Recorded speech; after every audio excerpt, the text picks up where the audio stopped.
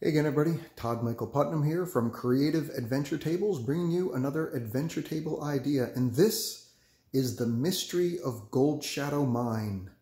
The Mystery of Gold Shadow Mine. So what happened was the heroes have been hired by a townfolk, basically, to go find out, I should say the townfolk's families, to find out what has happened to their husbands and sons and uncles and nephews who all work in the Gold Shadow Mine. They have been gone for weeks, and they have heard no word from them, and so they have grown desperate and worried. And so some of the people actually would come up to the owners of the mine itself, the Gold Shadow family, and they would knock on the door and demand to see their husbands or their fathers or their nephews or whoever, but the door would remain closed, and they would just have a voice on the other side telling them to go away. It's none of their business, that everyone is working, and to just leave them alone, and they would just refuse to be seen. But worse, some people would attempt to enter into the mine itself, and those who did were never heard from again. They would go inside the mine seeking their family members who were miners in there, and they would never return. So eventually, of course, the good people of the mining town decided to hire up and get some adventurers to go and explore the mine itself, to see what's actually going on. And here you can see a familiar looking, or probably a familiar looking band of heroes. You might recognize them from Netflix or some other places where you might see them online as a familiar band of heroes of Critical Role. So we use those guys as my stand-ins for right now.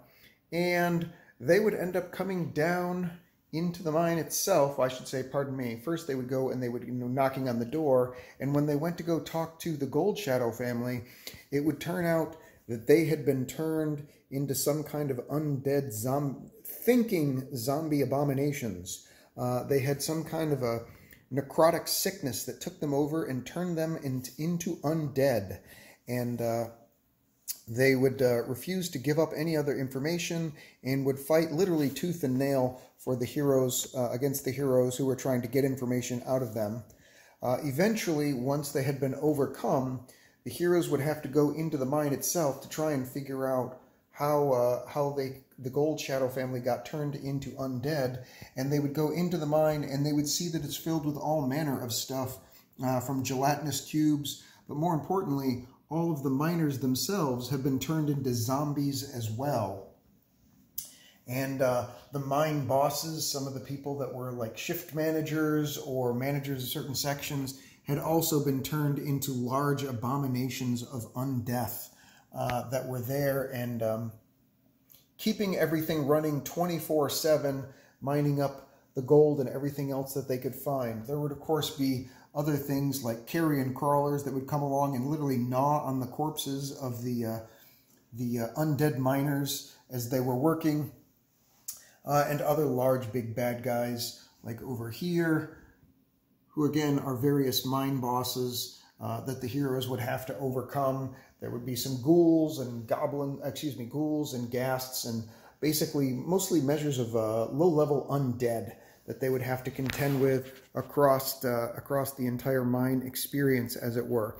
And as it turns out, what has happened is that they uncovered a rare type of crystal that, when exposed to it for too long, basically inflicted a necrotic sickness and slowly turned the miners into undead beings. And when the miners would bring the gold and everything up and bring it out of the mine and then across and into the storage here where it would be stored for the Gold Shadow family, that same ore would spread its sickness, and it overtook the Gold Shadow family as well, turning them all into undead. But it doesn't happen within just a couple of hours. It's got to have weeks and weeks and weeks of exposure in order for this to happen. So the heroes would have to go through and basically clear out the entire mine of all of the undead, and then bring in a priest of some kind in order to bless the stones and whatnot, and remove the curse so that the mine itself could go back into normal operations. So there it is. That is the mystery of the Gold Shadow Mine. As far as how I built it and stuff, it's all resting atop my Todd tiles, of course, 3D printed Todd tiles that I've got here, and then a pair of 24-inch by 24-inch clear plexiglass underneath this. and then some 24-inch by 24-inch printed mats that I have on top of it. Everything up across here is all Monster Fight Club for the trees, the bushes, and the walkways. Man, I love those walkways. The rock is Monster Fight Club.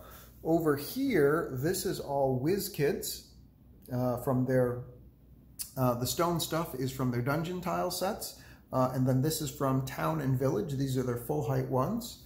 Also from WizKids are these guys here, the Critical Role characters from the first series. That's from WizKids. And then almost everything else down here is from Dwarven Forge, with the exception of the mining pathways in between. These are actually 28mm World War II trenches that I had repainted, and those come from printable scenery. But as you can see, they do a passable job of basically being mine shafts. And there's wide ones that are like this. You can see they're nice wide things. And then there's also thin ones, just so you can have the scale thing. There's thin ones like that. So and then there's ones that you can see how this opens up to be able to connect the two, or opens up to connect into a room.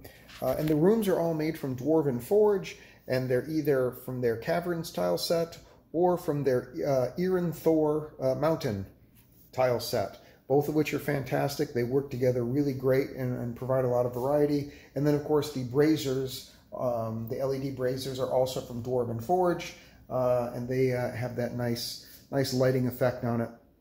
Makes everything look great. So that's it. That is the mystery of Shadowgold Mine.